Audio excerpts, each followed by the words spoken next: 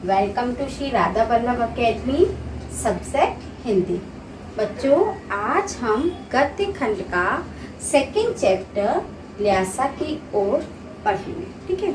इसके जो लेखक हैं राहुल सांकृत्यायन, तो इनका सबसे पहले हम इस पाठ के जो लेखक हैं उनके जीवन परिचय के बारे में पढ़ेंगे, क्योंकि ये जो पाठ है ये राहुल जी ने अपनी यात्रा वृत्तांत यानी जो उन्होंने तिब्बत की यात्रा की थी उसके बारे में इस पाठ में लिखा है। तो सबसे पहले हमें उनके जीवन परिचय का भी पता होना चाहिए। जीवन परिचय पढ़ने से पहले मैं इस पाठ की कुछ बातें बता देती हूँ, क्योंकि रीडिंग तो बेटा आपको करना है। मैं शॉर्ट रूप में और इसमें जो मेन बातें हैं जिसके बारे में ये पाठ लिखा गया है मैं उसको बता देती हूँ।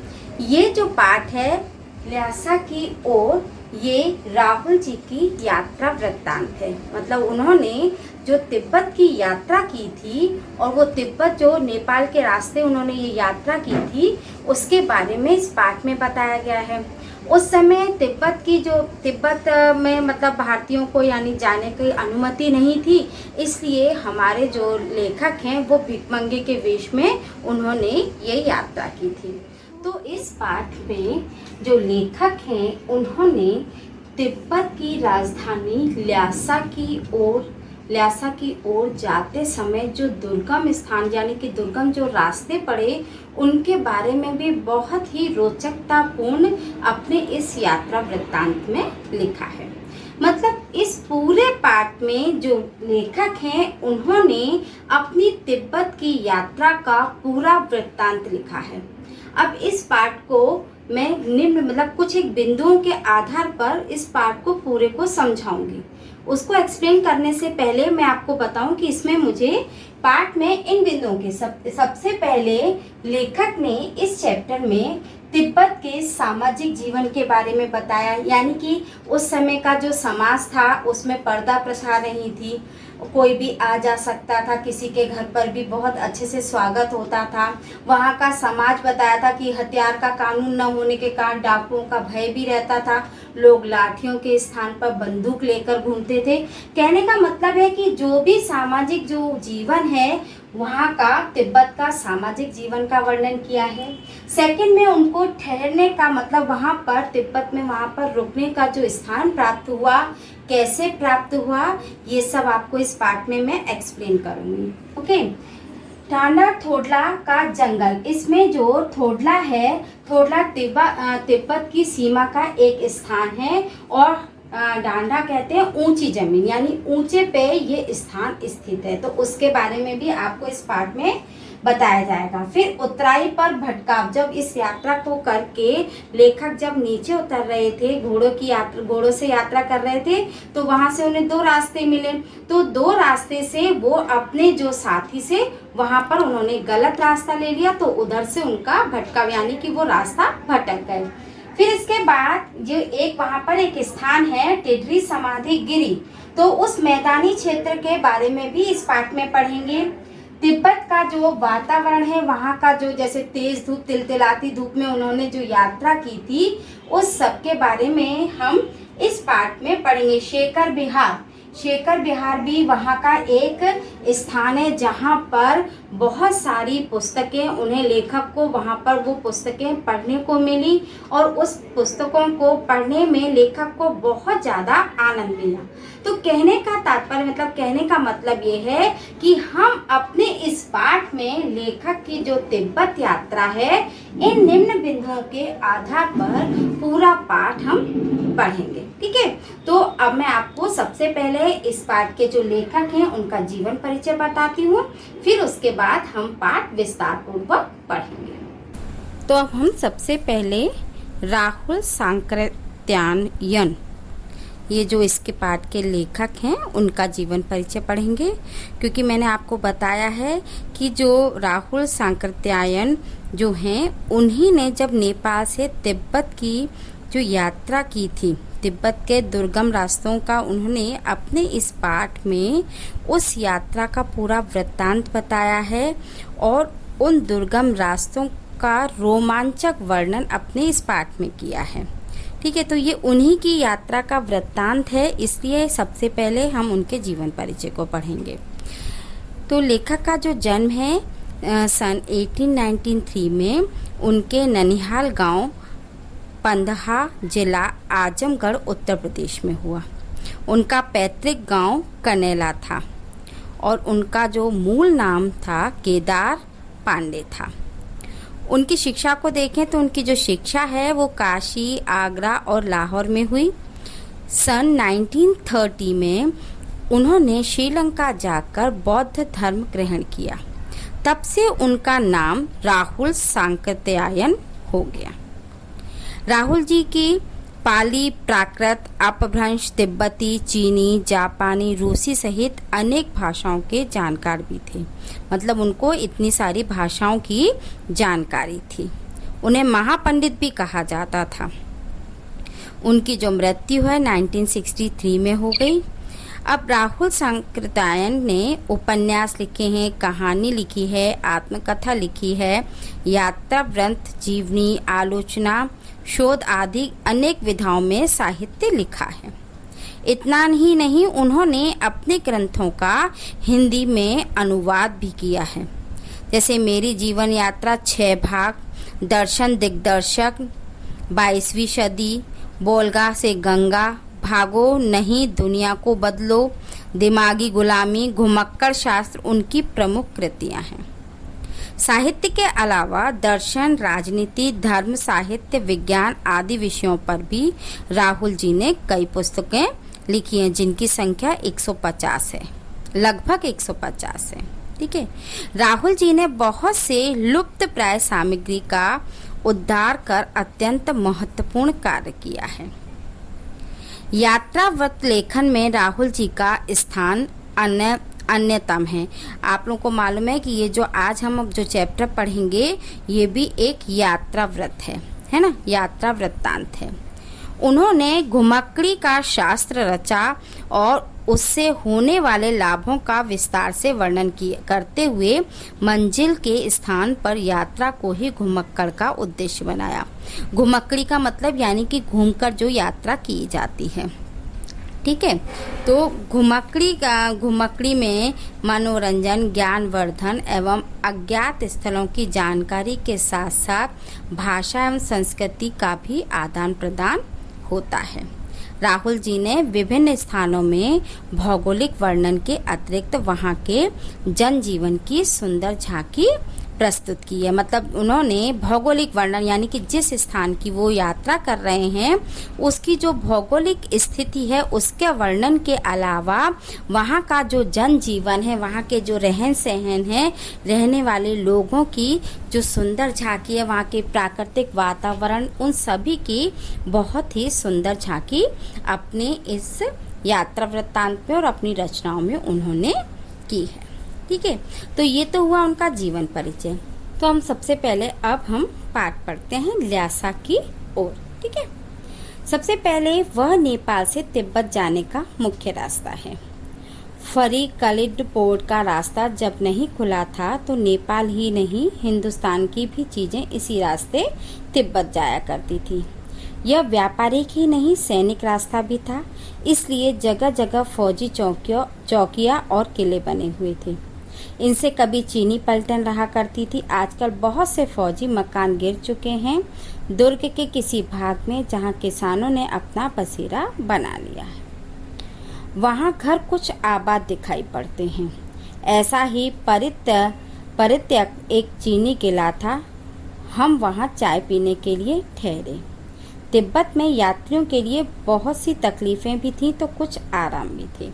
अब आराम बताने के बाद उन्होंने तिब्बत का जो सामाजिक जीवन है उसके बारे में बताया कि तिब्बत के जीवन में अनेक आराम और भी हैं। यहाँ जाति पाति और छुआछूत नहीं, औरतें पर्दा भी नहीं करती। निम्न श्रेणी के भिखमंगों को छोड़कर अन्य कोई अपरिचित व्यक्ति भी घर के भीतर तक आ जा सकता था। उसके कहने पर घर की सास या बहू उसके लिए चाय बना लाती हैं। वहाँ चाय, मक्खन और सोडा नमक मिलाकर और थोड़ी से और चौड़ी में कूट कर मिट्टी के टोंटीदार बर्तन जिसे खोटी में परोसी जाती थी। तो ये यहाँ पर इसमें तिब्बत का जो सामाजिक जीवन है उसके बारे में बताया।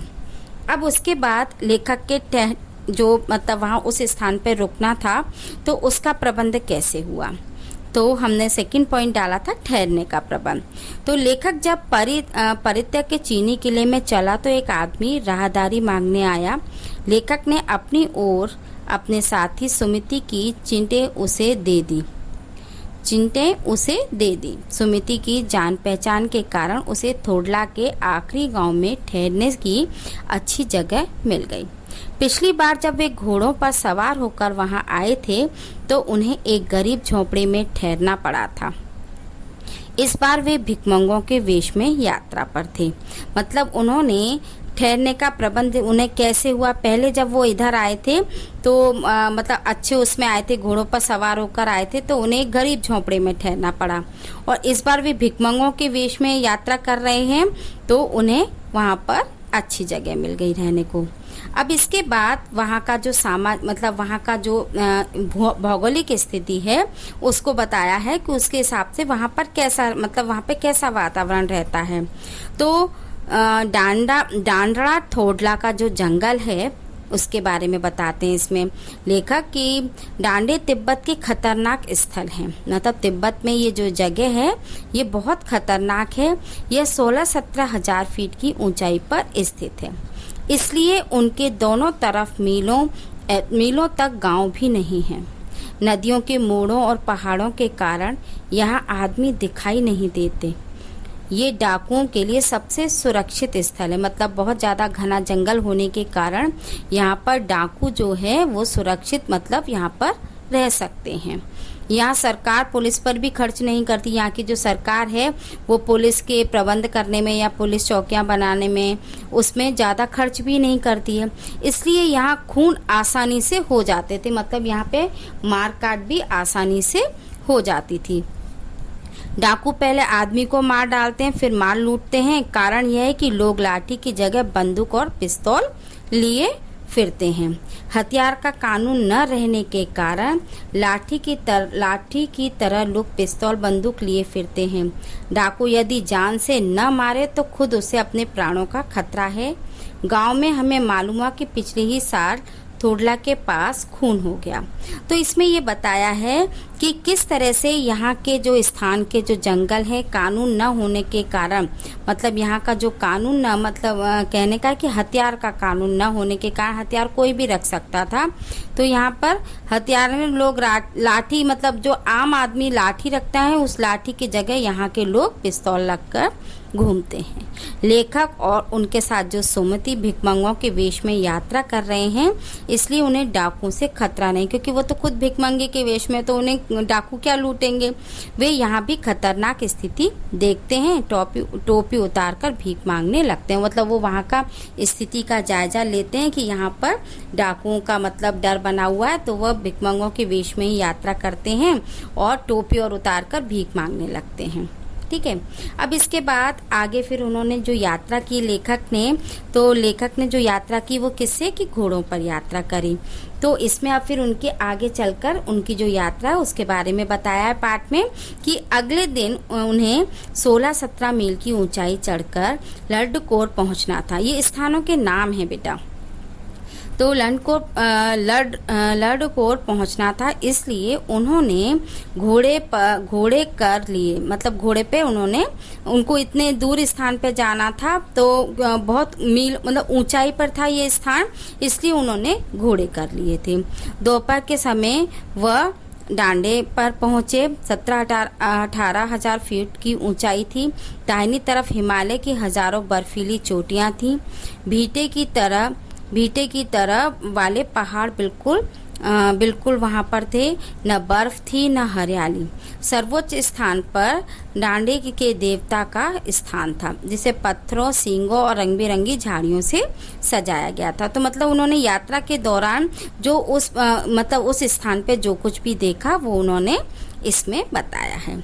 उसके बाद वो यात्रा करते करते जब वहाँ से उतर रहे थे तो उतरते में उनका मतलब वो भटक गए, अपने उनसे दोस्तों से मतलब बिछड़ गए या भटक गए। तो उसके बारे में इस पाठ में बताया है कि अब उतराई आ गई, लेखक का घोड़ा बहुत धीरे चल रहा था। मतलब चढ़ने के बाद जब हम उतरते हैं तो उतराई के समय पे जो लेखक हैं उनका जो घोड़ा था वो बहुत धीरे धीरे चल रहा था। लेखक उसे आगे चलने को कहता है तो वो और पिछड़ जाता। आगे दो रास्ते जाते थे, मतलब आगे चलकर दो रास्ते जाने थे। तो लेखक चूंकि उनका घोड़ा धीरे चल रहा था और रास्ते दो थे तो वो रास्ता गलत ले लेते हैं। लेखक बाएं रास्ते पे चल पड़ा। 1.5 मील चलने के बाद पता चला कि वो रास्ता भटक गया, वो रास्ता गलत ले लिया उन्होंने। वह फिर से वापस आया। शाम के 4-5 बज गए। सुमति उनका इंतज़ार कर रहा था। वो सुमति से बिछड़ गए थे तो वह उनका वहाँ पर इंतज़ार कर रहा था। वह गुस्से में था। वह मंगोल तो था ही। गुस्से से लाल मुंह करके बोला, मैंने 2 टोकरी कंडे फूंक डाले, 3 बार चाय को गर्म किया। लेखक ने अपनी मजबूरी बताई तो वह शांत हो गया। लेखक ने कहा कि भाई मैं रास्ता भूल गया था, तो फिर वो शांत हो गया। फिर वह वहाँ पर एक जगह पे अच्छी तरह से वहाँ ठहरे। फिर उन्होंने वहाँ पे चाय, सत्तू और गर्मा गर्म थुक्कप्पा खाने को मिला। थुक्कप्पा यानी कि वहाँ पे जो खाने की चीज़ होगी तो उसको कहते हैं थुक्कप्पा। तो थुक्कप्पा खाने को उन्हें वहाँ पर मिला। उसके बाद फिर वो आगे उन्होंने फिर और यात्रा आगे प्रारंभ की। तो अब उन्होंने तिडरी समाधि गिरी यानी कि एक पर्वत था वहाँ पर जिसका नाम था तिडरी समाधि। तो उस पर्वत के बारे में उन्होंने अपने इस प्रसंग में, इस पाठ में बताया है कि अब वे तिडरी की विशाल मैदान में थे। मैदान ही बेटा जगह का नाम है, तिडरी समाधि गिरी, मतलब ये विशाल मैदान में थे। तो उस जगह के नाम को उन्होंने बताया है। उनके चारों ओर पहाड़ियाँ थीं। विशाल मैदान के भीतर भी एक पहाड़ी थी जिसका नाम है तिडरी समाधि गिरी। ठीक है, उस छोटी सी मतलब उस पहाड़ी का नाम था ये, जहाँ पर ये घूमने गए थे। उसके आसपास अनेक गांव थे जिनमें सुमति के यजमान रहते थे। यजमान होते हैं मतलब जैसे पंडित वगैरह होते हैं ना, जहाँ पे कथा वथा करने जाते हैं या पूजा पाठ करने जाते हैं, तो जिनके यहाँ जाते हैं उनको कहते हैं यजमान। ठीक है, तो यजमान थे, यजमान रहते थे। सुमति सब जगह जाना चाहते थे ताकि उन्हें गंडे पहुंचा सके।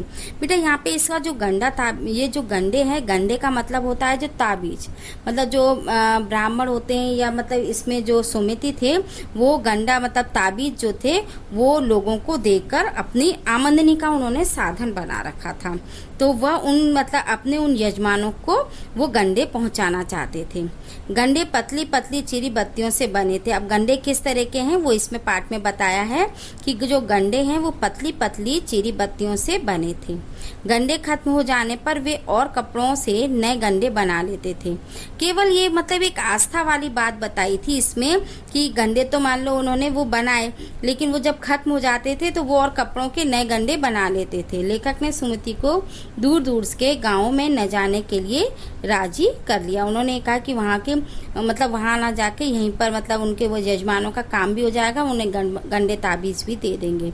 तो उन्होंने वहाँ दूर दूर के गाँवों में न जाने के लिए उन्होंने लेखक को मना भी लिया। अब उसके बाद तिब्बत की मतलब तेज़ धूप, तिलतिलाती धूप के बारे में भी लेखक ने अपने इस लेख में लिखा, अपने इस यात्रा वृत्तांत में। कहने का मतलब है कि पूरे पाठ में उन्होंने जो अपनी तिब्बत की जो यात्रा थी वो पूरा उस यात्रा का वृत्तांत किया है। तो वहाँ पे उन्होंने तिब्बत की तेज़ धूप के बारे में भी बताया है कि जब वो नेक्स्ट डे यानी अगले दिन लेखक और सुमति जो उनके साथ जा रहे थे सुबह 10-11 बजे थे। धूप बहुत कड़ी थी। दिन में 2 बजे धूप के कारण माथा जलता था तो पीछे का कंधा बर्फ सा ठंडा होता था। वहाँ का वातावरण बताया है। धूप से बचने के लिए सिर पर मोटा कपड़ा करना पड़ता था। मतलब इतनी तेज धूप थी कि वो वहाँ पे उससे बचने के लिए कपड़ा अपने सिर पर डाल लेते थे। अब उसके बाद उन्होंने शेखर विहार की भी, मतलब वहीं पे एक तिब्बत के जो ज़मीन है छोटे छोटे जागीरदारों में बटी हुई है। तो उन जागीरों का काफ़ी जो हिस्सा है मठों यानी बिहारों के हाथ में था। तो हर जागीरदार जो बेगार मजदूरों से खेती कराता था। खेती का प्रबंध करने के लिए कोई भिक्षु आता है जिसे राजा के राजा के समान आदर मिलता है। तो वहाँ शेखर विहार में उन्होंने शेखर विहार के बारे में बताया है कि लेखक और सुमिति शेखर विहार पहुँचे। उनका मुखिया भिक्षु नमसे भद्र पुरुष था। यद्यपि लेखक का वेश भिखमंगों सा था, फिर भी वे उन्हें बड़े प्रेम से मिले। यहाँ एक बौद्ध मंदिर था जिसमें कंजुर यानी बुद्ध वचन अनुवाद, यानी कि जो भगवान बुद्ध हैं उनके जो वचन हैं उनका अनुवाद करके वहाँ पर 103 हस्तलिखित पोथियाँ रखी हुई थी। हाथों से लिखी हुई 103 पोथियाँ यानी पुस्तक, मतलब पुराने ग्रंथों को कहा गया, पोथियाँ रखी हुई थी। वहीं लेखक ने आसन जमा लिया। उन्हें वहाँ पर लेखक को पढ़ने को मिला, तो लेखक जो है वहीं पर जमकर आसन, मतलब वहीं पर उन्होंने आसन जमा लिया और वो उन पोथियों के मोटे मोटे अक्षरों में लिखित थी, इसलिए वो उनको पोथियों को पढ़ने लगे। वो एक एक पोथी को 15-15 शेर की रही होंगी, मतलब उनका जो वजन था उन्होंने बताया कि जो एक एक पोथी 15-15 शेर की रही होंगी। लेखक उन पुस्तकों में रम गया। सुमिति ने रम गया मतलब कि उन पुस्तकों को पढ़ने में उनका मतलब इतना मन लग गया कि वो उनका ध्यान ही नहीं रहा कि वो क्या मतलब कहाँ पढ़ रहे हैं, कहाँ बैठे हैं। सुमिति ने यजमानों के पास जाने के बारे में पूछा। लेखक ने उन्हें अनुमति दे दी। उन्होंने फिर देखा, सुमिति ने देखा कि यहाँ पर शेखर विहार में उन्हें जो लेखक है उनका तो मन पुस्तकों को पढ़ने में लग गया, तो यहाँ पर उन्हें समय मिल गया अपने यजमानों के पास जाने का और उन्हें अपने गंदे तावीज़ देने का। तो लेखक ने अनुमति दे दी। तो अगले दिन भिक्षु वहाँ से विदाई मतलब फिर वो वहाँ पे गंदे तावीज़ बांटने चले गए। अगले दिन वे भिक्षु नमस्ते से विदाई लेकर चल दिए। तो मतलब इस तरह से इस पाठ में जो लेखक हैं उन्होंने अपना पूरा जो यात्रा वृत्तांत है वो लिखा है ना। नेपाल तिब्बत का जो मार्ग है, तिब्बत आने जाने का जो मुख्य मार्ग है, उसके बारे में कैसे मतलब उस मार्ग के बारे में बताया है।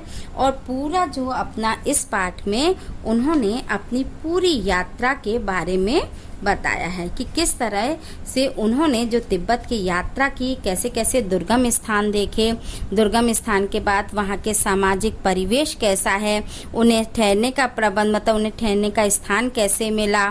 फिर उन्होंने वहाँ पे शेखर विहार देखा, वहाँ की पुस्तकों के बारे में बताया, बौद्ध भिक्षुओं के बारे में बताया। उन्होंने अपने यात्रा के समय में गर्मी से और मतलब मीलों ऊंचाई पे चढ़ने से जो दुर्गम जो कठिनाइयाँ परिस्थितियाँ सहन की, उन सब के बारे में उन्होंने अपने इस पाठ में लिखा है। तो आशा करती हूँ कि आपको यह पाठ समझ में आ गया होगा और इसके बाद आप स्वयं इस पाठ को पढ़ेंगे तो आपको स्पष्ट रूप में ये पाठ की व्याख्या समझ में आ जाएगी। Thank you.